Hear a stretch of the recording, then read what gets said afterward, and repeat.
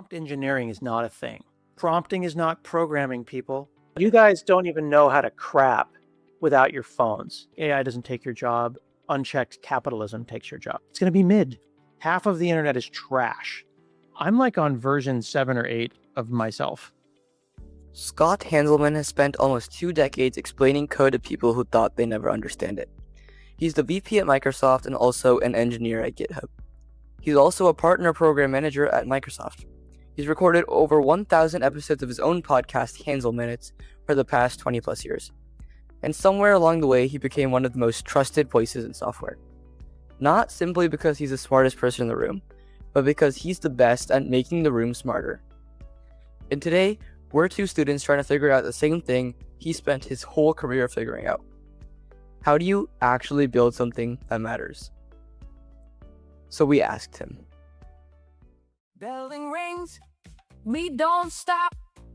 Go by day, ideas don't drop. Class is out, the code lives on. Compile after class till the break of dawn.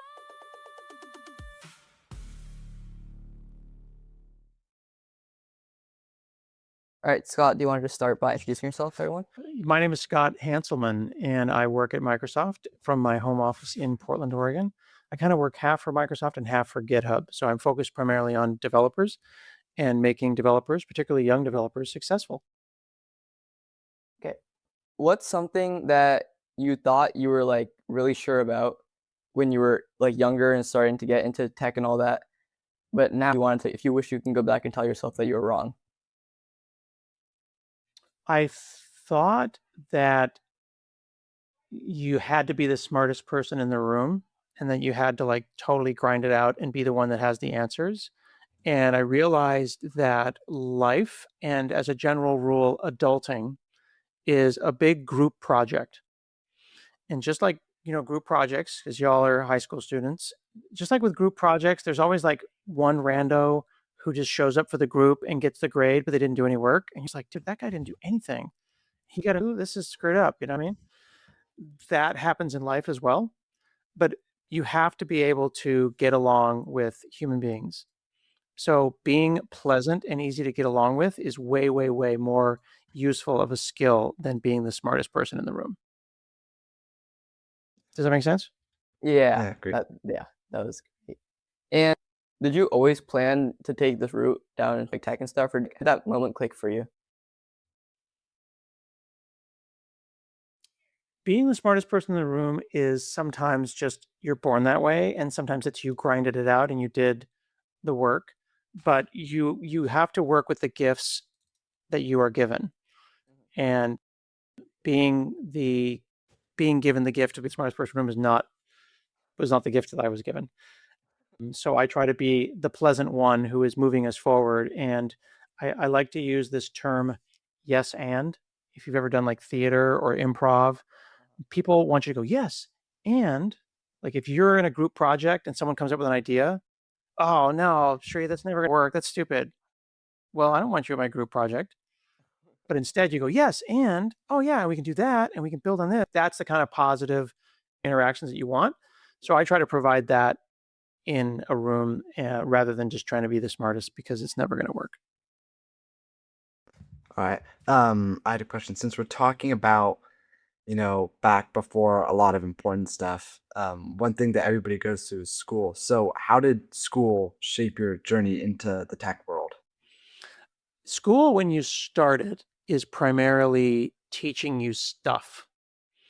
And it's kind of like this daily lecture from a bunch of old people. And then at some point, probably where you guys are, like 16, you start being like, oh, I get it, dude. Like I get it now.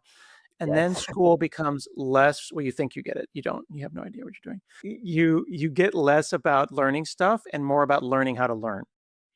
So what I would tell you as, people that are gonna be juniors and seniors in high school is, yeah, absorb all the stuff they're teaching you, but focus on, can you learn stuff on your own? And, we see a lot of misinformation. You're growing up in a time where politics and health and influencers, any asshole, excuse my French for swearing on your podcast, but any asshole with a microphone can just say some stuff. And it's like, oh, look, he's got a fancy room and a bunch of LEDs. He's old. He must be smart. That is not authority. So you, as people who are learning how to learn, need to be able to say, I don't believe that guy. He doesn't know what it's just a guy. It's just a Yeah. guy with a podcast mic, right? A podcast mic does not make you the authority. So learning how to learn means you need to have a good BS detector where someone says something on a podcast, whether it's about tech or about AI or about crypto or about, politics. And you go, my critical thinking hat says this is nonsense. Don't go down the wrong side of the internet. Half of the internet is trash. So you need to be learning in the next 2 years and in college how to teach yourself and actually do your research, because going on Reddit is not doing your own research. Yeah. Oh, I did my own research. No, you didn't. That dude's Reddit post is not your research. You've obviously you've had a ton of experience. You've gone through so much to get to the point where you're at. How do you tell the difference between because you've probably done a lot of projects, a lot of different things. How do you tell the difference between I need to stop or I need to push through this to control your Ooh, burnout? that's a really good question. I have 2 young sons. I have an 18-year-old and a 20-year-old, and getting them to listen to their bodies. What is going on in my head right now? Why do I feel this way? Why am I angry? Why am I frustrated? Why did I snap at mom? Why do I feel like crap? Oh, I got up at 1 in the afternoon. I haven't had any water in 3 days. I ate at Chick-fil-A yesterday, and I feel like crap. It's probably your fault, Dad. You know what I mean? That's how you do that. But if you can listen to your body and you go, man, I haven't drank any water in 3 days, and I haven't had any good protein, and I haven't seen the sun in a week. Listen to your body. That applies to if you're working on a problem. Literally yesterday, I was working with Copilot. I was getting a bunch of weird layout issues in a Windows app. The scroll was jittery. I was scrolling with the mouse wheel and it was jittering, and I was grinding through it, but I was making it worse. And I listened to my body, like, I'm done for the day. I need to stop. I need to go for a walk. So I would argue that, and I know I'm kind of being like unk right now, but people need to listen to their bodies, and a lot of Gen Z and Gen Alpha are just not. Yeah. You're just not listening to your fair. body. Oh, Yeah. it's a monster and I'll just grind through this. No, that's not a thing. You need to go to sleep. And I mean, you've Self-awareness. done what? Sorry. Sorry. No, I was going to say self-awareness. We call it metacognition. Thinking is one thing, but thinking about your thinking is another thing. That's fair. Yeah. That's a great advice. You've done your podcast for so long. Is there one question that guests still can't answer whenever you ask it? Something of that sort. I think that they talk too soon. You'll notice right then I just thought for a moment. You're allowed to think. All right. Don't just attach your brain to your mouth and start yapping. So I'd like to see more guests say, I don't know, or I need to think about that for a second, or they need to pause and look up to the left or look up to the right or whatever direction you're supposed to be looking when you're thinking hard.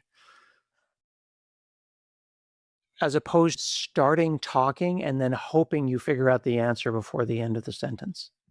Yeah. Yeah. I wish ChatGPT did that too. I've gone through that too many times. Since we're on the topic of podcasts, I also wanted to say what's something that no one warns you about for starting your own podcast and running it.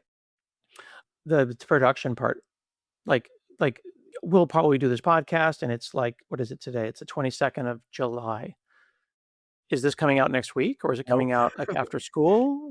Dude, you're going to spend hours editing this. Yeah. So I would probably say maybe don't. Now, I know that you're kids and you have no money, but could you hire someone on Fiverr? Could you pay a local kid? Could you find a kid who works in the music department, right? Cam's got music interest. He's got guitars. Somebody out there needs to edit this. He's really good when you start a podcast, don't just yap for 30 minutes and then in 6 weeks, I'm going to email Shri. I'm like, bro, where's the show? Oh, life got busy. Get it done. Do the thing. And you don't have to do it perfect. It doesn't have to be an A+ podcast where you talk for 30 minutes and then edit for 6 hours. Yeah. Just remove the ums, level the audio, make sure that we're all at the same level. Use the tools you have available, because the world is littered with podcasts that people have given up on. Oh, we did 7 episodes and then life happened. I've done 1,053 episodes. They're not all good, Yeah, but I've got a good that's producer. something that that's what Find someone to do your editing for you. That's my tip. I mean, watching your podcast a lot and like listening to it, not only did it help me a lot, like that's kind of what got me into like podcasting and reaching out to Cam and saying, "You want to make a podcast with me?"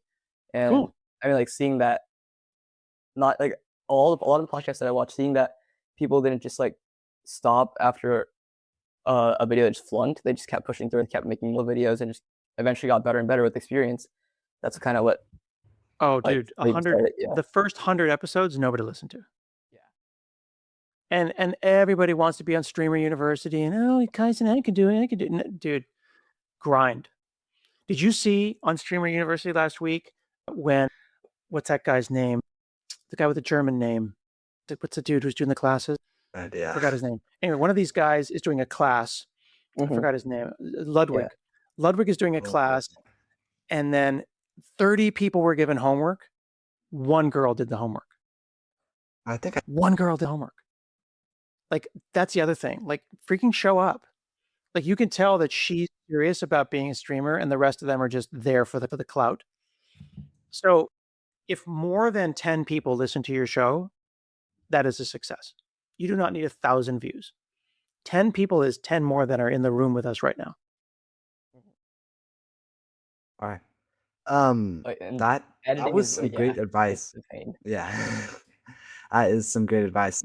Grinding and consistency, I agree. There's some like the most important things you can learn how to do, especially in high school. Is there any other advice like that you would give someone in our shoes right now while we're just starting? Because I know you had plenty of experience. You're on your past Yeah, yeah. 1,000th episode. When you say you're gonna, and I'm interested, by the way, I want to hear from you guys after your parents listen to this show. And if they disagree or agree, like, yeah, well, they're gonna give you parent versions of what I say. But doing what you say you're gonna do, like, I trust that Tree is gonna edit this or you're gonna edit this and it's gonna get published. It's sad. I have had shows where I'll come on with a bunch of folks like you and we'll do a show and the show will never come out because they didn't produce the show. I'm watching on my TikTok, there's two ladies right now that are going viral on TikTok because they lost their jobs. One lost their job because they got the job, and on day 1 and day 2, they didn't show up on time. They were 3 minutes late and then 5 minutes late. And they're fighting for their lives in the comments, but the facts are they didn't show up for work. Yeah. So do the thing. Consistency. Consistency. Second lady was told that she had to get a notary and notarize a document. And she's like, I didn't know what that was, so I just sent it in. And she lost the job and she moved to Florida and now she's homeless. And everyone, again, fighting for her life in the comments. And everyone's like, paperwork, man, do the paperwork.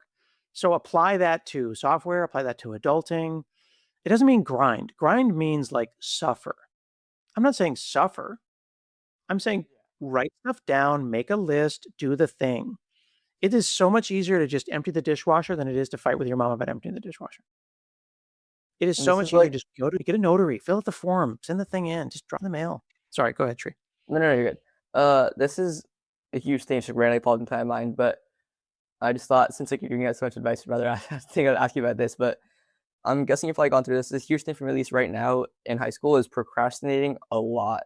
Like whether it be schoolwork, whether it be producing this, I just keep saying I'll do it, and I just never do it. How did you? What's your view on that? I guess. It is normal to procrastinate, but you also have to acknowledge that you are fighting with social media and the infinite doom scrolling that's telling you that you're not there yet. Yeah. Honestly, I'm telling you guys, social media is destroying you. So, like, I don't have the time. You were on TikTok for 3 hours today. Yeah. I don't have the time. I was on, you're like, oh, I was on, like doom Also scrolling. for 3 hours. Like, you guys don't even know how to crap without your phones. Like, that's a crazy thing for me to say on a podcast, but like, let's just be real. Does anyone under 25 know how to simply go to the bathroom and do their business without a freaking phone? Try it. Let me tell you, it'll get you out of the can faster. But those kinds of things are affecting you and how you choose to do stuff. Because, I'm gonna wait in line here at DMV and get my license renewed because I can't do it unless I sit on my phone. If you simply do the thing now, There's actually this guy you should Google named David Allen, and he's got this great book called Getting Things Done. He talks about the 4 Ds. Do it, drop it, delegate it. Delegate means have someone else do it, or defer it, which means do it later. If something's going to take less than 5 minutes, do it. So take that. Can I do the thing in 5 minutes? Write a thank you note, empty the dishwasher, do my own laundry. I don't know if you guys do your own laundry or not, but like 5 minutes is how long it takes to do your own laundry. And you will have complaints and arguments for 40 minutes about not doing a thing. You could have done it 8 times if you This is just real. done This it. isn't so real. Yeah. Do it, drop it, delegate it, defer it. So either doing it or just not doing it, but pick one. But when you're an adult and you're out there or you're a college student, it's 100% your fault. And watching these ladies, just in this one example, these people fighting for their lives in the comments, trying to get some amount of like, but it wasn't my fault. I was only 3 minutes late. You should have been 5 minutes early. Like being on time is late. Being 5 minutes early is on time. And that is literally going to be the difference between like success and failure. Nobody cares. Your car broke down, get an Uber. You don't have a car, get to take the bus, get up earlier. Like that's do the thing you say you're going to do. So yeah, I know I'm like going to full dad mode now. Some good advice. Nah, I appreciate it. Have you ever thought about like starting your own business or founding your own startup? Well, that'll get political. If I could get healthcare, yes. I'm actually a type 1 diabetic. So I have an insulin pump and I have a sensor. So these are like plugs into my body, right? So I need insulin or I will die. And I mean, like, I'll be dead in 2 weeks if I run out of insulin. So insurance is super important. But of all the countries that were in the World Cup, we are the only one that does not have health, universal health. So yes, I am at my company that I like very much, primarily because we have really great healthcare. If I could start a business and buy healthcare on some open market, I would 100% start a business tomorrow. And I think that lots of people would start businesses. You guys, you're going to be on your parents' healthcare till you're 26. But when you're 27, if you don't have a job, you're going to be hating life. Yeah. That's why I'm trying to work on a startup right now. See what I can get done. But you get it for free though, because you got your mom's healthcare. That's why I got to start out. So yeah, I just think that if your political party says you are the party of business, then a business party would support paid time off, time for people to have babies and like parental leave and help.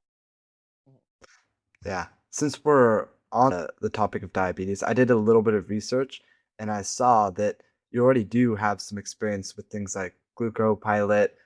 Like I saw that you made that like a long time ago, 1998. Yeah, man. Just crazy enough, before I was born.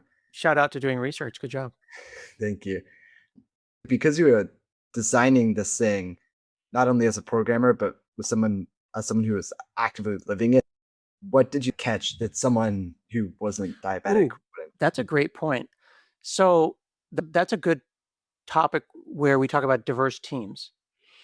If 10 people get together to write a diabetes application and 10 people do not have diabetes, I would argue that that's probably not a diverse team because there's no one to work with, right? Like if I'm working on an app for veterans and no one on the team is a veteran, how can I truly understand what a veteran needs? So as a diabetic writing an app for myself, I fully and completely understood the topic. And then I later sold it and worked with a healthcare company to make it better. So if you're making an app for an audience, make sure that someone on your team is that audience so that they understand. I wouldn't make an app for teens if I wasn't a teen. I would get a teen as an advisor or a board member or a programmer.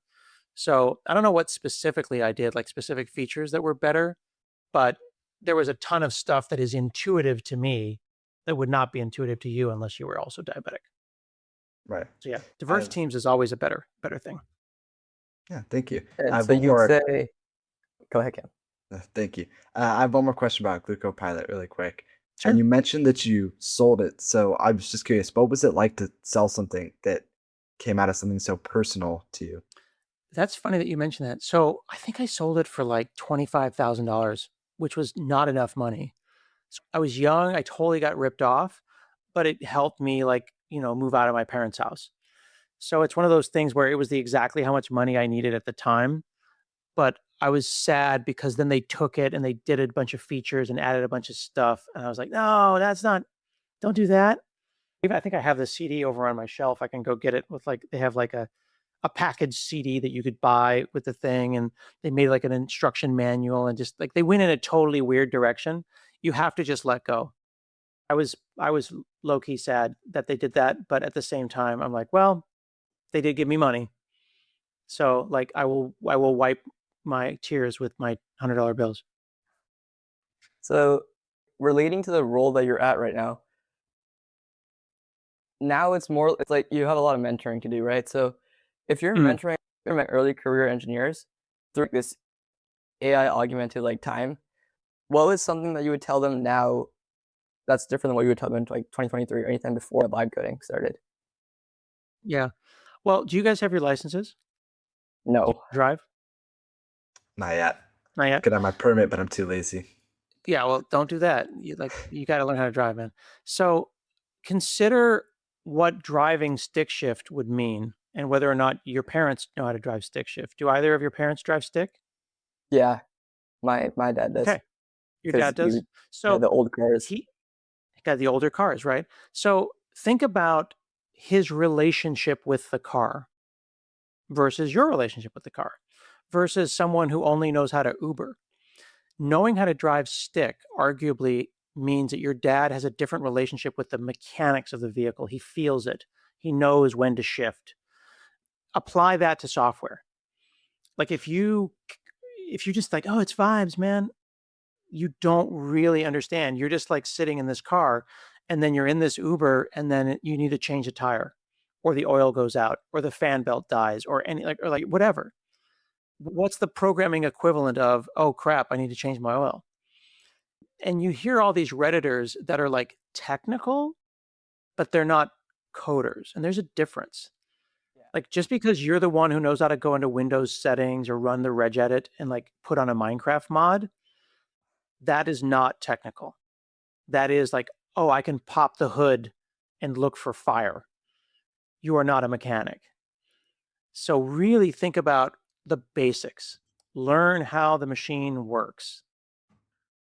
That's the thing. A lot of people just vibing code and making stuff, which is effectively they're Ubering their way to a solution. I would never do that because I want to know how I got there.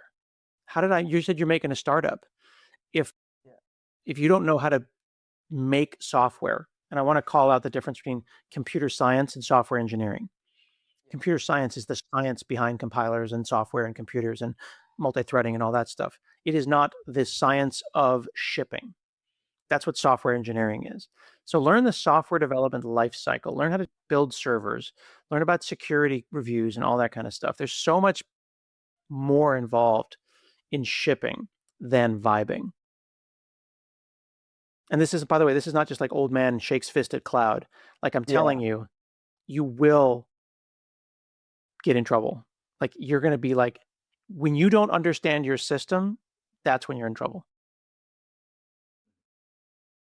You've also recently, at least from what I saw, you recently talked about making the ambiguous specific is the actual thing behind programming.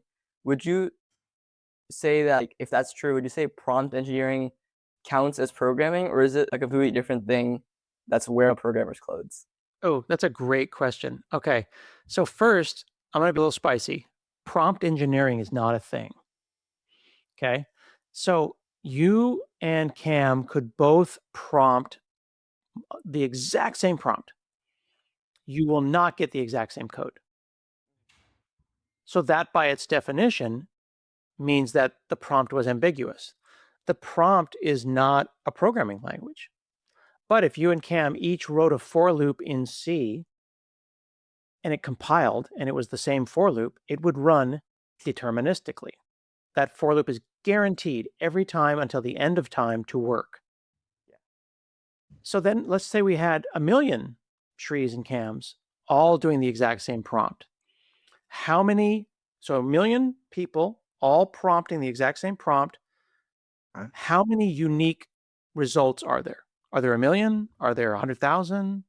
Like, what is the ratio of prompt to solution? How many potential solutions are there? There's an old programmer's joke you may have heard me tell, but I'll tell you anyway because it's useful. I need you to go to the store. I want you to get me bread, and if they have eggs, get 12. So I tell that to Cam, I tell that to Shri. Cam comes back with 12 loaves of bread. And I go, Cam, what the heck? And he's like, they had eggs. Go to the store, get bread. They have eggs, get 12. It's ambiguous. Do you mean 12 eggs or do you mean 12 loaves of bread? You're like, I don't, if eggs, then 12, like you did the math and you figured it out. Arguably, if you give instructions like this to somebody, common sense will dictate get eggs and someone else is going to bring back bread. And you could argue that they're both right. Yeah. That is ambiguity. Okay, wait. That's that metaphor is like the first metaphor that actually made sense to me in that. Are you saying that like the last 20 minutes of my metaphors have been trash? No. I meant like in that specific topic, out of all the metaphors I've heard from everyone, that's the one. Oh, really? Oh, rock on, dude. Yeah. Yeah. Because is that a prompt? It is a prompt. It's not a programming language. Like, here's the deal. English is not a programming language. 90% of the arguments you have with your friends are about the definitions of words. Yeah. Right? You want to talk about politics, you want to talk about this, you want to talk about that, and you'll be fighting, and then you're going to second. That's not what that word means. And what? It's not? And we've been arguing all this time because we're arguing about the definition of this word. That doesn't happen in programming. Programming is clear. Compilers are clear. The definition of a keyword and the definition of what a word is in programming is absolutely rock solid, scientifically clear. But with prompting, it's not. So good luck. Oh, and another thing, if you try to one-shot something, what a one-shot is when you ask the prompt, like you ask that one prompt and see if it could write a whole program one shot. This guy was like, this young person in my team was like, bro, I one-shotted Minecraft. Programming is cooked. I saw that. Yeah. I saw. And I'm like, dude, about that. Yeah, and he's like, make me a clone of Minecraft. But the word Minecraft did all the work. So yeah, try one-shot Minecraft, but you can't use the word Minecraft. Yeah, and you're going to end up with slop. I saw that. All the heavy lifting, exactly. I was reading that. Yeah, I talked about that on YouTube. Yeah, I saw that. That also kind of clicked with me. Because that word has like all the semantic stuff in it. That's what builds the entire project. Yeah, I mean, seriously, make me a game with Mario. It's going to look like Mario. Make me a game with a weird little red Italian plumber with a mustache. It's going to be nightmare fuel. Yeah, I think it is a little dangerous how like it's more the average consumer, but some people don't understand that AI just works based on what we already fed it. You can't. It's sometimes so difficult to make new stuff. Well, another thing to think about is why AI websites all look the same. Let's think about that. So it's trained on everyone's website. And if you take a bunch of things and you blend it up, like, you take like all these different fruits and stuff, and then you blend it, it's going to end up being gray. It's going to be mid. It's going to be medium. It's going to be the most average looking website. So all of these, Opusy looking Claude websites, they all look the same because they are the statistical average website. So then your job as programmers is to push to the right, push it towards awesomeness and creativity and make it special, push it away from mediocrity. And because there's a gravity well that's pulling you towards medium. Yeah. Would you say I'm kind of like connecting back to that prompting thing, but would you say it's not possible? Like, would you say, I'm trying to think how to frame this. It's all good. Would you say that it's possible that a prompt could just be a compressed version of a code base? Like you could take a code base and compress it down to a prompt and then so kind of somewhat recreate that same code base. That's a great example. Do you think I could take a bitmap that's perfect, like a PNG, like a 4K wallpaper, save it as a JPEG? Yeah, I know what it's and then get back that 4K wallpaper again? No. Right? Because a JPEG is lossy. Yeah. So ultimately, let's say that I have a gorgeous 4K wallpaper, save it as a Yeah. JPEG.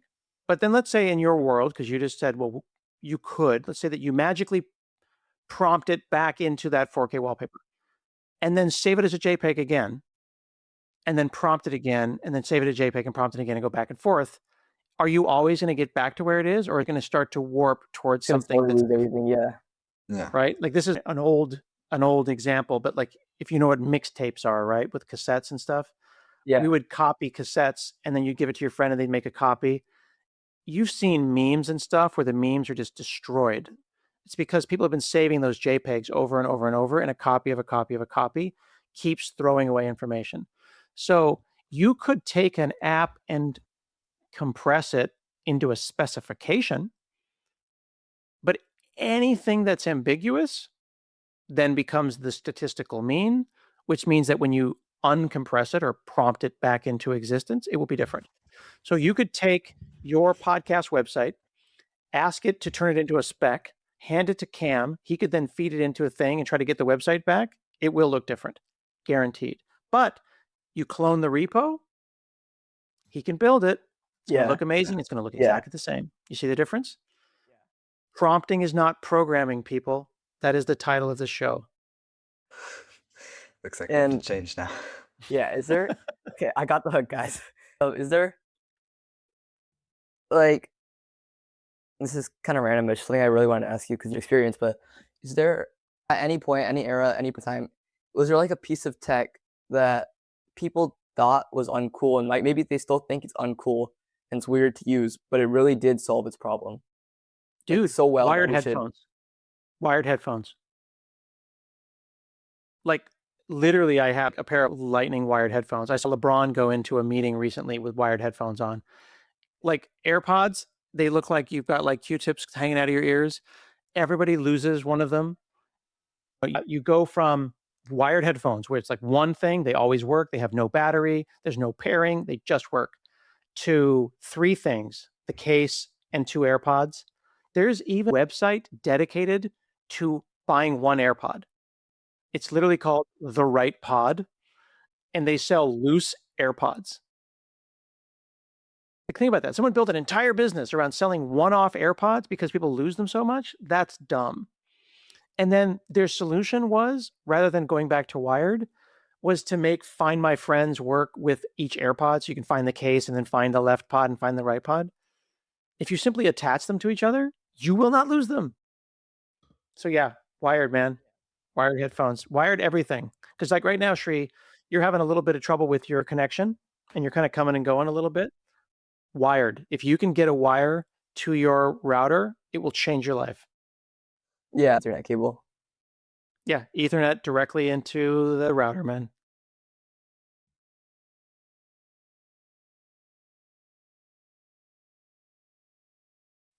Wait a second. No worries. Sometimes, by the way, pro tip, I would say edit point, or I clap really hard. And then when you look at The the wait things. waveform, Yeah. you see the clap, and then you're like, Alright. boom. Or you have one of you mark that there was an edit point at 33 minutes and 5 seconds. I'll take a note right now. That makes it Wait, easier if to I- edit that part out. And then what you do, you're doing what's called a pull up. So you go cut and then split and then pull up and then compress. If I'm lagging this bad, does it get fixed after or does that stay like that? So you're lagging, but it's okay because you're recording locally. So your local file Okay. will be fine. Okay, that's fine. Also, you I'll seem to probably have go a after. microphone on your lav, and then you have this microphone. Which one are you using? Yeah, this one's off. It's just there. I'm Oh, using it's just this there to one. look good? Nice. Yeah. It looks more professional that way. It's like Oh, you're and the saying guy with a podcast mic, it makes yeah, it the look guy like with you the know what mic you're right talking now. about. Yeah. And he gets bonus points because Oh yeah, 100%. 100%.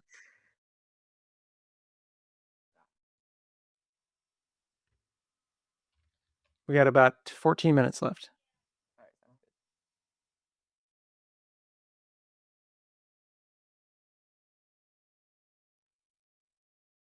So you thinking, you or can what go. you got? Yeah, you can go ahead.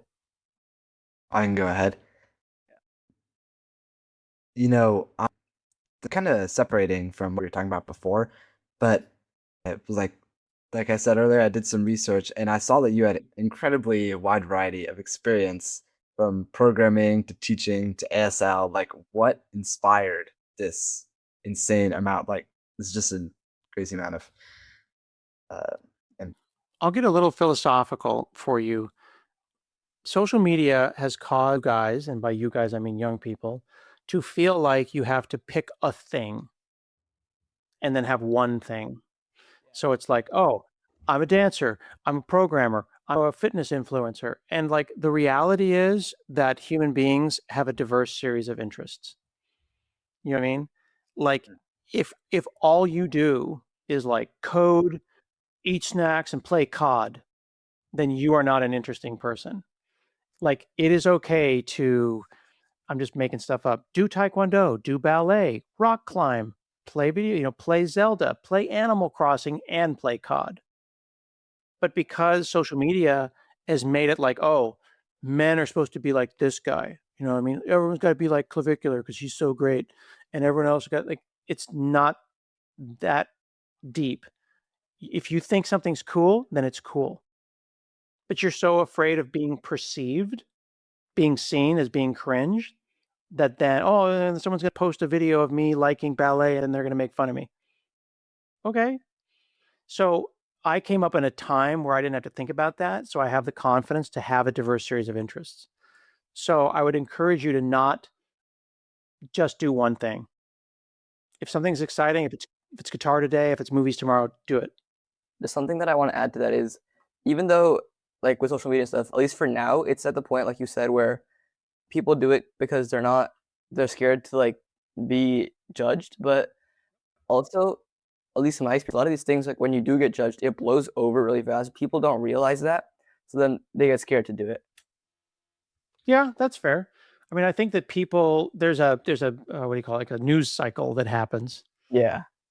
but at the same time, people are afraid that they're still figuring out who they are, right? And they also feel like you are going to figure out who you are and then know who you are and then be that same person the whole time. Yeah. I'm like on version 7 or 8 of myself. You know what I mean? Like I'm figuring stuff out, man. Like it's just like I told you, it's group projects, it's tall grade school. We're all just kind of learning how to do stuff. So it's okay to like, oh, I'm not interested in that thing anymore. I'm interested in another thing. So you want to have a friend group of people around you that acknowledge that you can change. Oh, dude, I thought you were all into COD. No, I'm not into COD anymore. I'm into this other thing. Yeah, yeah. Like let I your think, people yeah. grow. I mean, chaos friend groups are pretty good at that. yeah. Good. So just something that, okay, it's my turn to make a metaphor now. But you've said before that it's significant that diabetics historically, at least like in the past, they don't really die of diabetes, but they die because of what it causes over decades. So is there like an equivalent of that in software? I'd say like a slow failure that we're not treating with the urgency it deserves because I guess the crash hasn't really happened. It doesn't happen immediately. Oh, wow. That's a really That deep makes sense. question. Yeah. That would bust a good So metaphor tree. that's a pretty crazy metaphor, dude. I've never heard that before. So diabetics die of tiny little things that eat away at them, little bits of cellular destruction that happens over 50 years. Yeah. So we have this phrase in software called bit rot, and bits don't actually rot, but like I have this video game that I wrote called Baby Smash. And Baby Smash let my, at the time, 1-year-old smash the keyboard and it would make letters and circles. And it was like a fun thing to teach him how to do. Now, that baby is 20. He'll be 21 in November. Does Baby Smash still run? Does it still build? Can you still clone the repo and build it? There was a time when the bits rotted and you couldn't find the compiler. You couldn't find the libraries, this website was down or that website was down. You see this if you visit, like, you've Googled for stuff and then you find a website and some of the pictures are broken and then some of the CSS is broken. And the next thing you know, the certificate dies and then it says, Yeah. I can't visit the site at all. Bit rot, I think, is a big challenge, and maintaining software it's like a garden. It's like weeds taking over a garden. So diabetes and health is the same thing. Like if you don't maintain your garden, you will eventually be overcome with weeds. Good analogy, Shri. Very nicely done, sir. Thank you. Yeah, I want to actually I learned from you. ask a follow-up question. Is AI one of these things that you mentioned? Do you think it's one of these things that will end up sneaking it up behind society and stabbing it in the back later? It's not the AI. It's the slop that got made with it. Yeah. Just like I've said before, like AI doesn't take your job. Unchecked capitalism takes your job. Right? Like, are we doing this for human beings? And why are we doing this? Right now, everyone's just out to make a buck. And everyone's just trying to make a buck with as least amount of work as possible because all the billionaires took all the money. Right? So everyone's like, well, forget you. I'll just vibe the next great product, and then it's a thing. Everything's getting hyper optimized down to nothing. Like Temu and Shein and hauls. Like, what's a haul? Like, how is that a thing? This is all just people trying to get theirs.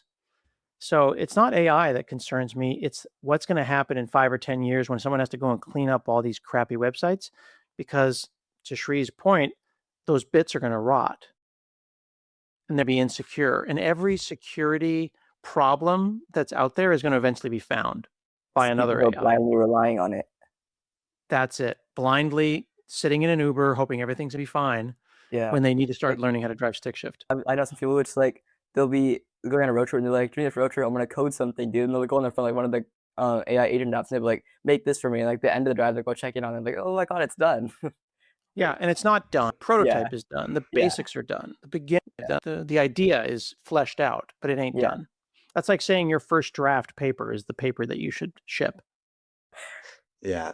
So do you think it's like dangerous that all these people, like an increasing percent of coders are now like vibe coders and people who have like absolutely no experience but are creating products? Here's a good analogy. Since this is the analogy show, I watched some young people your age on high-powered electric bicycles without helmets going 35 miles an hour through my neighborhood this morning. So let's think about that.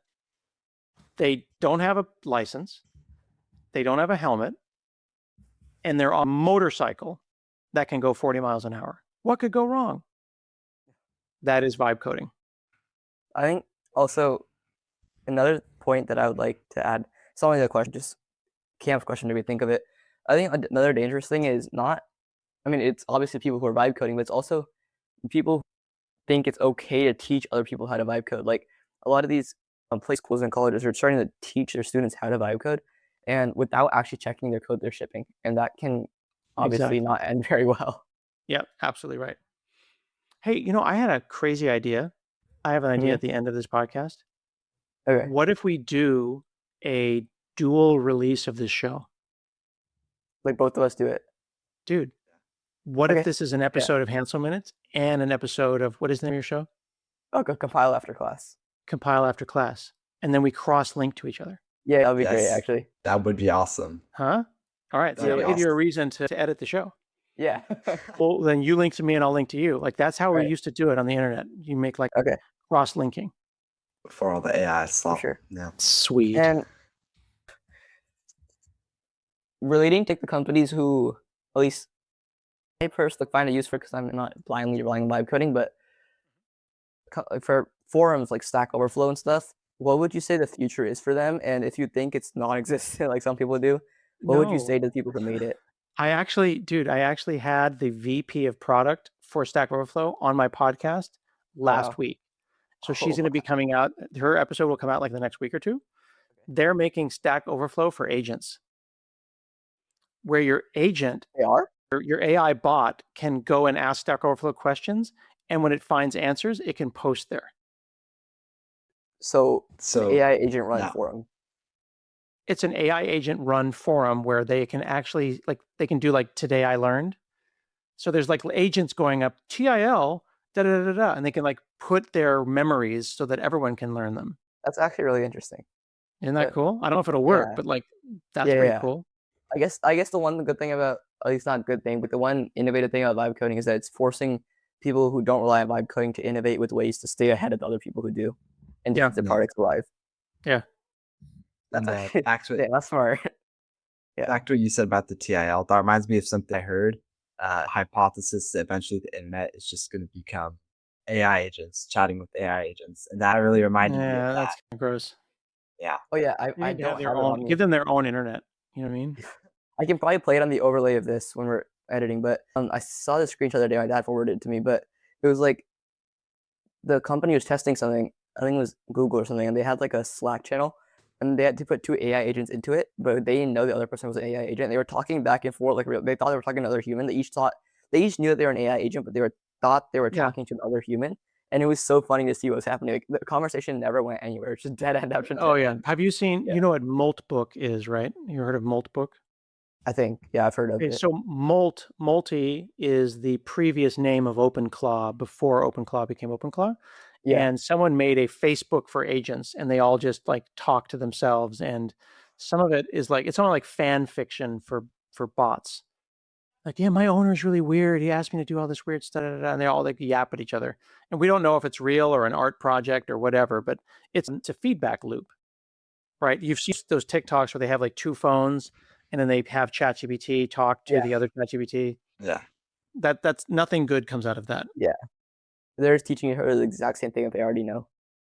And have you, I mean, because you've personally lived through how the definition of AI has completely just changed over the years, would you say most people who have lived through that, or maybe not personally from your experience, people you know, have become willing to adapt to that and have started supporting the vibe coding generation, or would you say they've been trying to fight back against it?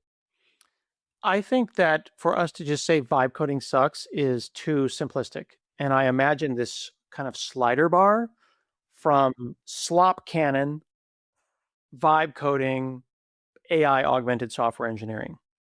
The problem is it's fun to say vibe coding. It's not fun to say AI augmented software engineering. So I vibed some stuff and it was fine. And then I applied AI focused software engineering lens and it became better. So vibe prototypes and then take the prototype to production by doing proper work. To that point, I think because like with social media stuff, everything's become we can end it like a few seconds, but with social media and everything's become, if it's not a trend, people aren't going to do it. Which is why with vibe coding, as it became more fun, name came all over social media, people started by saying, if they're going to do it, I'm going to do it, and I'm not going to stop till someone else stops. And it's like a blind chain that everyone just copies. Like a game of telephone. Well, but see again, advice is again spend less time on social media. Yeah, exactly. Because trends are groupthink. Think for yourself, young men. Think for yourself. Be kind to people. Be thoughtful. Do your own research. Learn how to learn. And make sure that the thing that you're making is the right thing for the right people. And if it doesn't help someone, then it's the wrong thing. Regardless of what the trend is this week on Instagram. Okay. All right. Thank you very much, Scott. That was Yeah, pleasure that talking was with you. incredible. It was great. Was that cool?